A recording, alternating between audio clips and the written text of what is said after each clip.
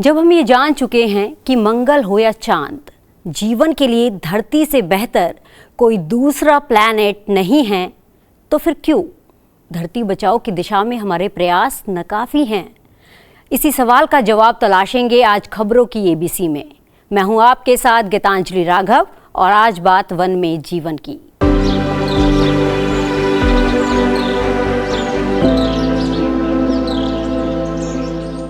यह समझना तब और महत्वपूर्ण हो जाता है जब उपराष्ट्रपति जगदीप धनखड़ स्वयं इस बात की ओर इशारा कर रहे हैं कि कैसे घटते वन हमारे जीवन का संकट बन गए हैं।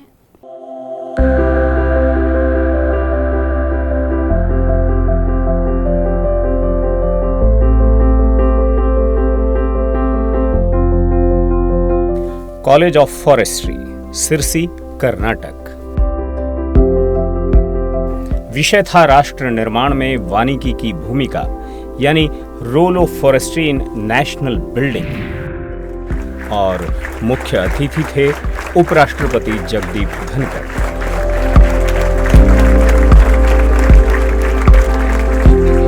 सामने था देश का उज्जवल भविष्य जो 2047 के भारत की बुनियाद को मजबूत करेगा। भविष्य के भारत में आत्मनिर्भरता, स्वावलंबन, स्वरोजगार, यही तो एक व्यक्ति के मूल अधिकार हैं जिनकी गारंटी संविधान में निहित है, लेकिन कर्तव्यों की शर्तों पर। हम सब वनों के महत्व को समझते हैं, लेकिन बात जब खुद की सुविधाओं की आती है तो हम भूल जाते हैं कि हमने अपनी जरूरतों को पूरा करने के लिए सबसे पहले वनों पर ही प्रहार किया।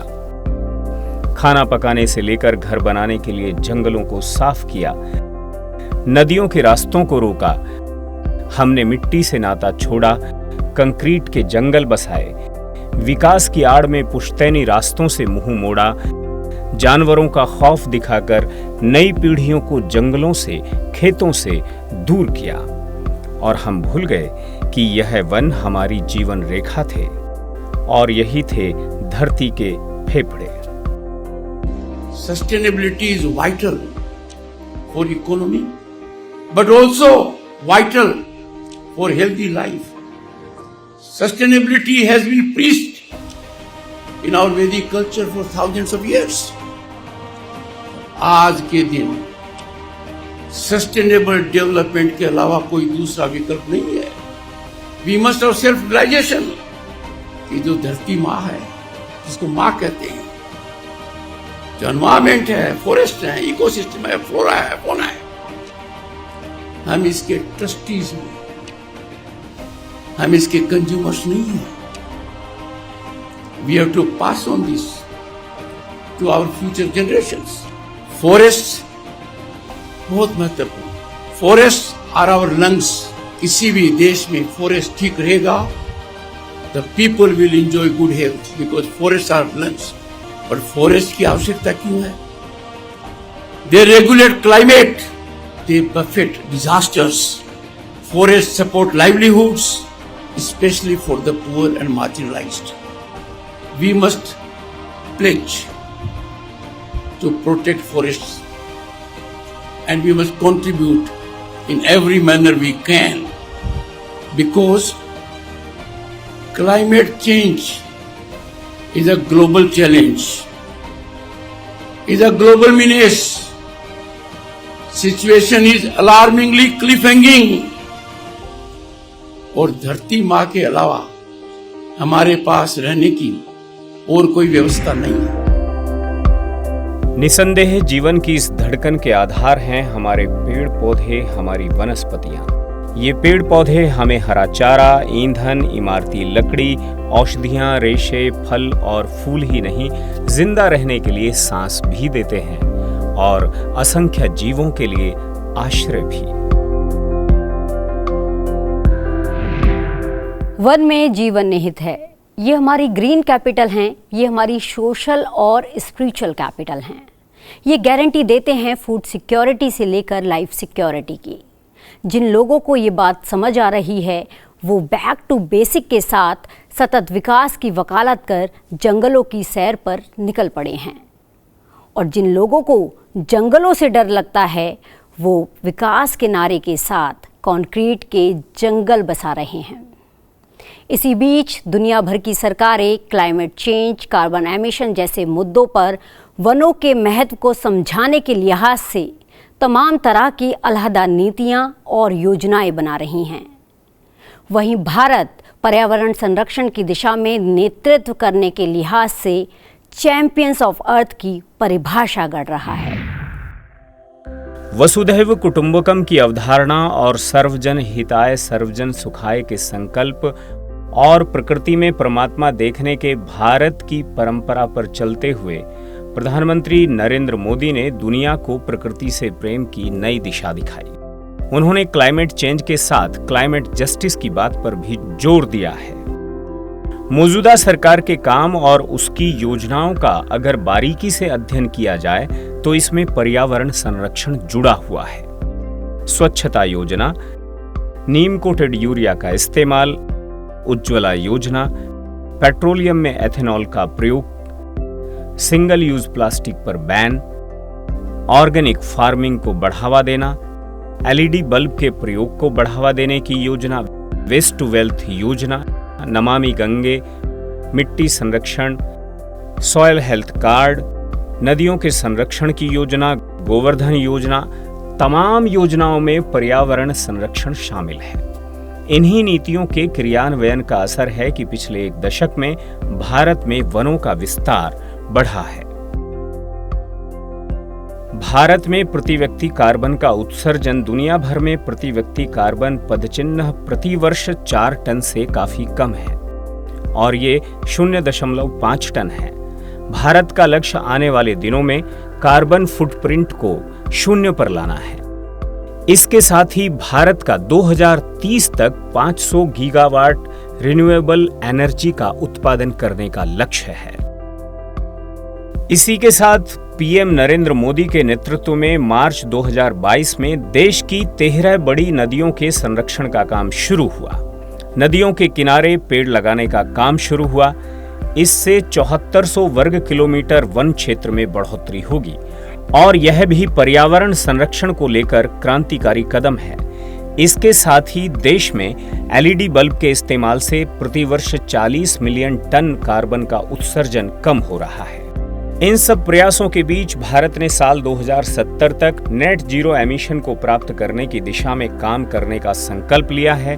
इन लक्ष्यों को पूरा करने की दिशा में भारत आज रिन्यूएबल एनर्जी को बड़ी तेजी से अपना रहा है। इस पहल का लक्ष्य 2030 तक भारत को अपने सकल घरेलू उत्पाद की एमिशन इंटेंसिटी को 45% तक कम करना और उसी वर्ष तक नॉन फॉसिल फ्यूल से अपनी 50% तक बिजली की आपूर्ति प्राप्त करना है।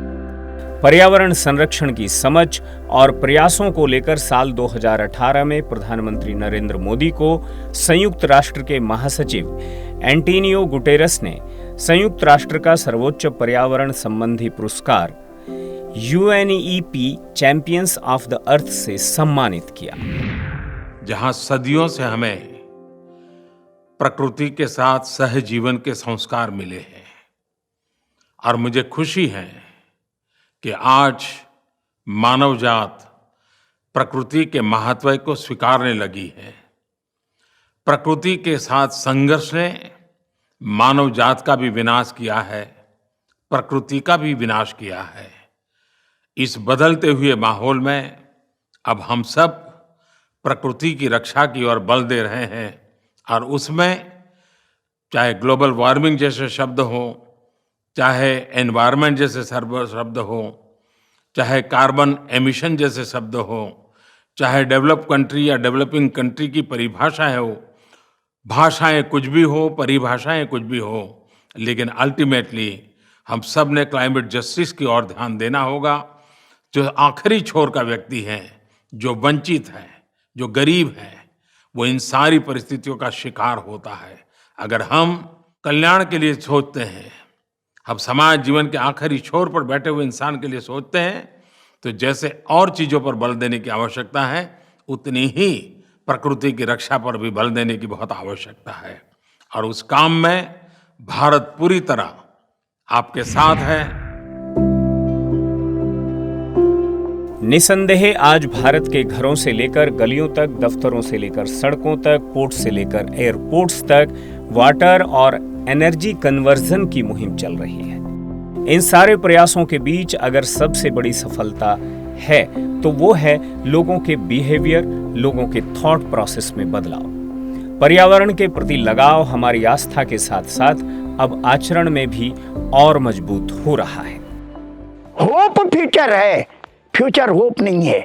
मैं स्पष्ट कहना चाहता हूं कि हम विकास की कितनी भी लंबी छलांग लगा दें, आना तो हमको, पैर तो हमारे जमीन में ही रहने हैं।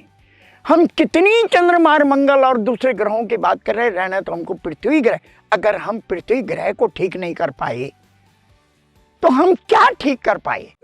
बाहर क्लाइमेट चेंज हो रहा है, ग्लोबल वार्मिंग हो रही है, लेकिन मेरे मैसेज मन में न ग्लोबल वार्मिंग है न क्लाइमेट चेंज है। उसका सीधा से कारण है ये मिश्रित प्रजाति का जंगल। यही रिजल्ट है, रिजल्ट ओरिएंटेड जंगल है जिसने क्लाइमेट चेंज का एक सॉल्यूशन दे दिया है। यहाँ पर हमने माइक्रो क्लाइमेट बना दी तो क्लाइमेट कितनी भी वो ग्लोबल वार्मिंग होती रहे, हमारी मैक्रो क्लाइमेट उस ग्लोबल वार्मिंग को रोकने में सक्षम है। इसलिए यहाँ का टेम्परेचर, यहाँ की आबहवा और यहाँ का जो इकोलॉजी है वो अलग ही है। I think one of the absolutely critical challenges that we have in the context within now the multifarious challenges of climate change is how can the scientific community, the community that is working and is fully aware of the issues of climate change, how can that community engage and communicate with the overall population, all the people of this world? Because eventually it's the future of everybody at stake, is the future of everybody's children and grandchildren at stake, is the future of all generations at stake. जंगल सभ्यताओं से पहले आते हैं और बाद में आते हैं रेगिस्तान। यह वाक्य मानव सभ्यता के विकास और विनाश के बीच के गहरे संबंध को उजागर करता है। इतिहास गवाह है कि जब जब सभ्यताओं ने पर्यावरण संसाधनों का संरक्षण नहीं किया, तब तब वो समाप्त हो गईं और रह गई बंजर धरती, रेगिस्तान। शायद इसी समझ ने सरकार और समाज को पर्यावरण संरक्षण की दिशा में कदम उठाने के लिए प्रेरित किया होगा। वनों का इतिहास एक लंबी और जटिल कहानी है जो धरती के विकास और इकोसिस्टम के फॉर्मेशन के इर्द गिर्द घूमती है। कहा जाता है कि वनों की यात्रा मध्य डेवोनियन काल से शुरू होती है, जब पहली बार कैलामोफाइटन पौधा अस्तित्व में आया। यह काल पौधों के विकास के साक्षी हैं, जिसमें पेड़ों और फर्न जैसे पौधों का विकास हुआ और आहिस्ता आहिस्ता यह पौधे पेड़ों का और पेड़ जंगलों का और जंगल वनों का रूप लेते गए। निश्चित तौर पर पौधों के विकास से वनों का निर्माण हुआ, जो धरती के इकोसिस्टम को बनाए रखने में महत्वपूर्ण भूमिका निभाते हैं। भारत जैसे इतने बड़े देश में 990 संरक्षित वनों का नेटवर्क है, जिसमें 106 राष्ट्रीय उद्यान, 565 वन्यजीव अभयारण्य, 100 संरक्षित रिजर्व और 219 सामुदायिक रिजर्व शामिल हैं। हम सभी इस तथ्य से वाकिफ हैं कि वन लगभग पृथ्वी के 1/3 भूभाग पर फैले हुए हैं, जो असंख्य जीवों का आश्रय स्थल हैं। वन आश्रित समुदायों की आजीविका का जरिया है। इन्हीं के सहारे मानव सभ्यता पनपी और कुटीर उद्योगों का विस्तार हुआ, जो जीवन यापन का महत्वपूर्ण जरिया बन गए। हम वनों से व्यापार के लिए कच्चा माल एकत्रित करते गए और भूल गए कि वन संरक्षण की उस टाइमलाइन को जिसने हर एक जीवन को प्रभावित किया। यह समय है इस टाइमलाइन को रिआइट्रेट करने का और यह समझने का कि फॉरेस्ट के बिना राष्ट्र निर्माण की कल्पना खोखली है। आखिर क्यों और कब शुरू हुई इंडिया फॉरेस्ट सर्विस?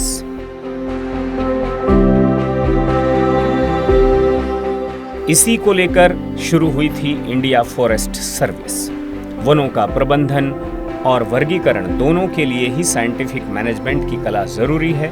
भारत दुनिया के उन देशों में है जिन्होंने वनों का साइंटिफिक मैनेजमेंट पर ध्यान दिया।